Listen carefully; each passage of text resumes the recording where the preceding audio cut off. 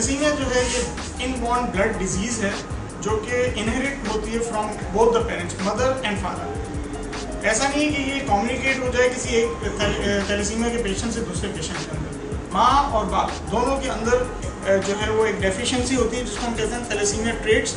उसी सूरत में बच्चा जो है वो थैलेसीमिया मेजर बनेगा और वो फिर एक पेशेंट होता है। अब मैं आपको इस तरह से बता देता हूँ कि सपोज ये एक कपल है, ये नॉर्मल कपल है। माँ से बच्चे को जो जीन्स मिलेगी वो भी नॉर्मल है, बाप से जो जीन्स मिलेगी वो भी नॉर्मल है, तो बच्चा जो बनेगा वो नॉर्मल बनेगा। लेकिन अगर माँ या बाप में से कोई एक माइनर है, माइनर का मतलब ये है कि इसकी जो आप बिल्कुल लेमैन लैंग्वेज में अगर मैं ये कहूँ कि इसकी जो ब्लड बनाने की फैक्ट्रीज, दो फैक्ट्रीज होती हैं, जैसे दो हमारी आँखें हैं, इसी तरह से उनकी दो जीन्स हैं, उसमें से कोई एक जीन डिफेक्टिव है माँ और बाप में से।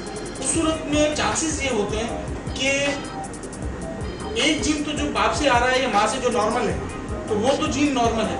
अब जो सेकंड पार्टनर है उससे जो जीन आ रहा है हो सकता है उसमें से कोई जीन डिफेक्टिव आ जाए।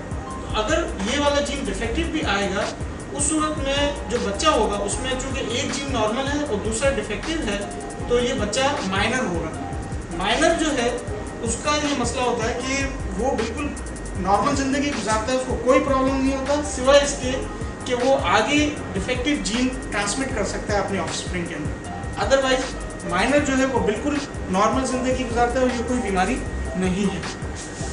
अच्छा, इसकी निस्बत अगर इत्तेफाक ये हो जाए कि दो माइनर की आपस में शादी हो जाए, जब दो माइनर की आपस में शादी होगी तो चांसेस ऐसे हो सकते हैं कभी कि माँ और बाप दोनों से डिफेक्टिव जीन आ जाए बच्चों के अंदर।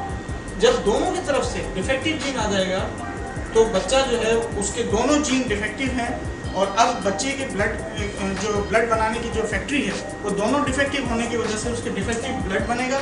इसको जो है healthy blood life time transfusion चाहिए होगा और इसके अलावा बार बार मल्टीपल ट्रांसफ्यूजन की वजह से सेकेंडरी कॉम्प्लिकेशन जो डेवलप हो जाती हैं उसको करेक्ट करने के लिए, रेक्टिफाई करने के लिए आपको बहुत सारी मेडिकेशंस की ज़रूरत पड़ती है और फिर ये प्रॉब्लम है। इन बच्चों की जो तादाद है पाकिस्तान के अंदर वो तकरीबन कोई 5 से 8 हज़ार है अभी, और जो इस तरह के लोग हैं माइनर वो तकरीबन हमारी पॉपुलेशन में 5 to 7% ये वाले माइनर्स हैं।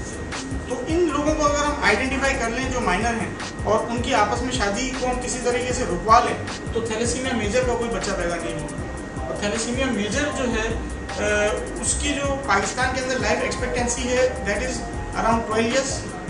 लेकिन हमारे सेंटर में चूँकि उसको बहुत अच्छा मेडिकल केयर मिल रहा है तो हमारे यहाँ एवरेज एज 25 साल है, वेरेज हमारे पास ऐसे भी हैं जो कि 40 प्लस के भी हैं और शादीशुदा हैं, उनके बच्चे भी।